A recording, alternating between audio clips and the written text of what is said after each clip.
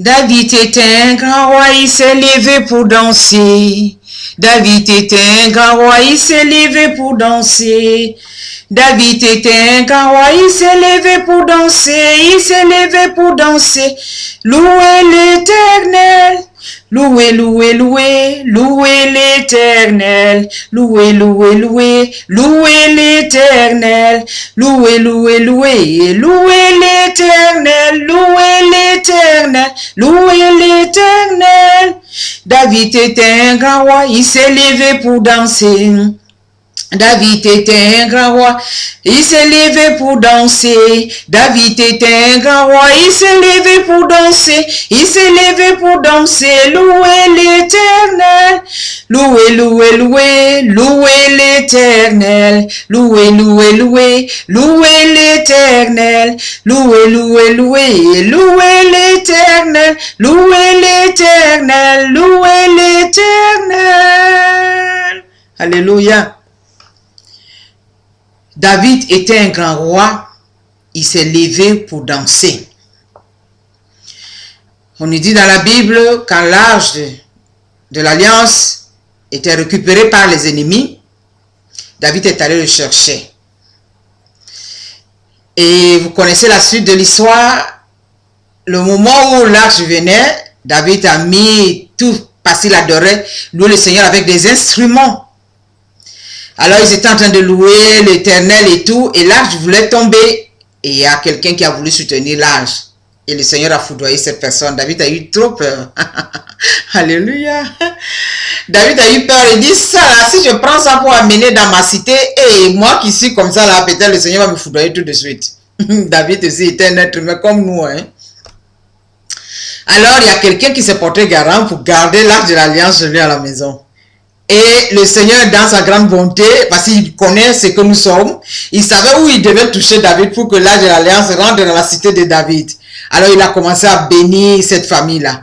Oh, les gens sont venus dire à David que l'arche de l'Alliance que tu allais faire partir là-bas, là, le monsieur là, à sa vie, il dort dans le beurre, il est dans le bonheur. Tout ce qu'il demande à Dieu, on lui donne avec toute sa famille. David dit, hein? Ah ben, je vais aller chercher ça. Et David, il s'est levé, il s'est préparé, il est allé chercher l'arche de l'Alliance. Oh, notre Dieu.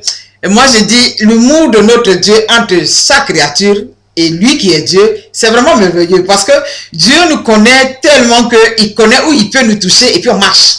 Et il savait que David, il ne va pas laisser cette opportunité-là. Et David est allé chercher. David s'est mis à danser jusqu'à se déshabiller. La fille de Saül, Mika n'a pas supporté ça. Il dit aujourd'hui, le roi s'est exposé comme un vulgaire devant ses ministres et autres. David lui dit, si je loue Dieu, je ne vois personne. Je ne sais pas si tu es jalouse parce que Dieu m'a choisi par rapport à ton père. David était quelqu'un qui craignait Dieu.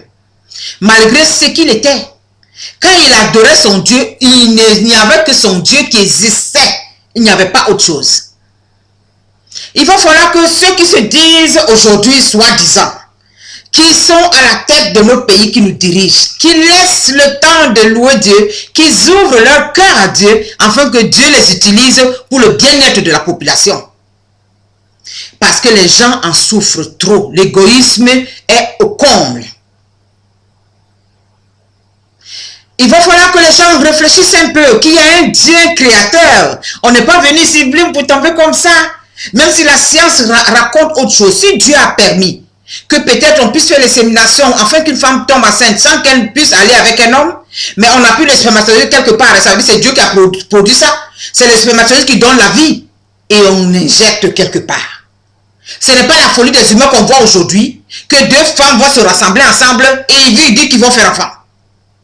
Deux hommes vont se rassembler ensemble et dit qu'ils veulent, on n'a qu'à les donner, ils n'ont qu'à faire enfant. Oh, l'homme a perdu la tête. Qu'on revienne à notre état primitif, qu'on voit d'où est venue la vie. La vie est très importante. C'est pour cela que Dieu a voulu qu'il y ait un homme et qu'il y ait une femme. L'homme porte ce germe-là, ce petit liquide-là, qui porte la vie. C'est l'homme qui a ça. Son organisme est produit pour ça. Et la femme est là, quelque part, ou comme une assiette, qui porte ce liquide-là et qui développe. Son organisme a été fabriqué pour ça. Pourquoi pourquoi vous voulez changer les plans de Dieu? Quand vous faites ça là, je suis sûr que vous n'avez pas le bonheur. Même si vous racontez n'importe quoi, il n'y a pas le bonheur. Parce que quelque part, il y a quelque chose qui s'est brisé. Mais le bonheur de connaître Dieu, c'est de faire ce que Dieu veut qu'on fasse. Il dit ici dans le livre d'Isaïe, il dit, tournez-vous vers le Seigneur, maintenant qu'il se laisse trouver.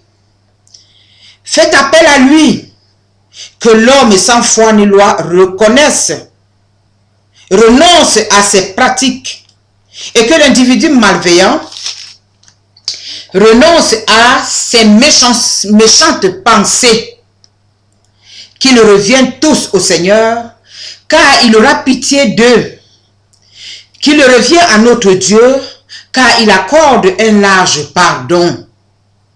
En effet, dit le Seigneur, ce que je pense n'a rien de commun avec vos pensées et vos façons d'agir, n'ont rien de commun avec les miennes. Il y a autant de distance entre mes méthodes et les vôtres, entre mes pensées et les vôtres, qu'entre le ciel et la terre. Ah, c'est ça la vérité. Les méthodes que les hommes utilisent aujourd'hui, là, soi-disant, ils disent qu'ils commandent le monde.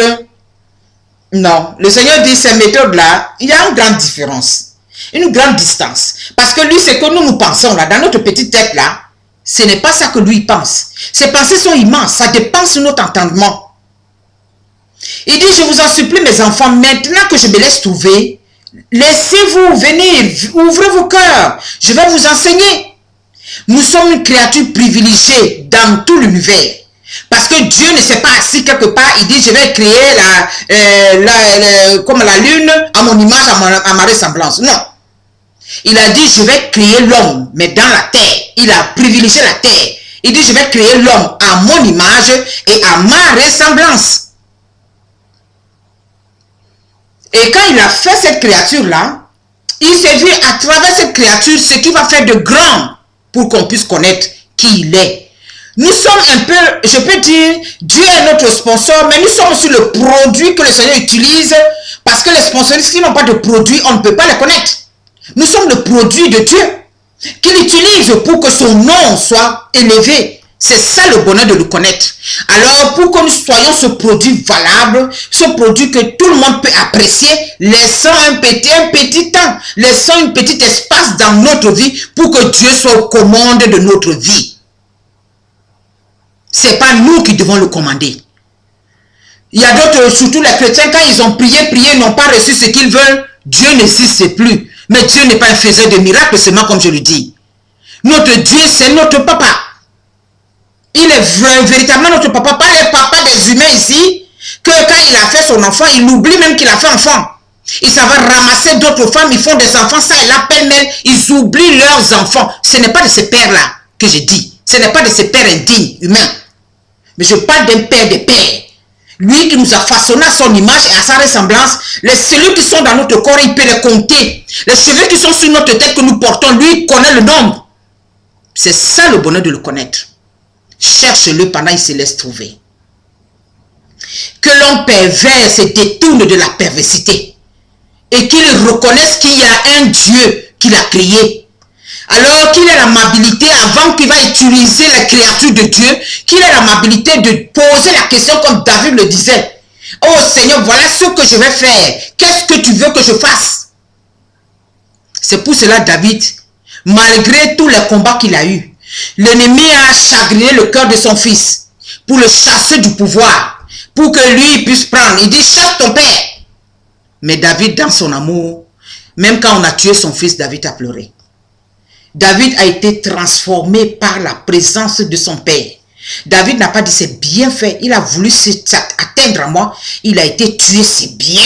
Si nous, les humains, là, on était à la place de David, le jour là même, on a fait le grand festin. Mon fils s'est dressé contre moi. Il a eu ce qu'il voulait. Mais on nous dit que David a pleuré son fils. Il dit, mon fils, je voulais mourir à ta place. Qu'est-ce qui t'a pris la tête pour que tu puisses perdre le raisonnement?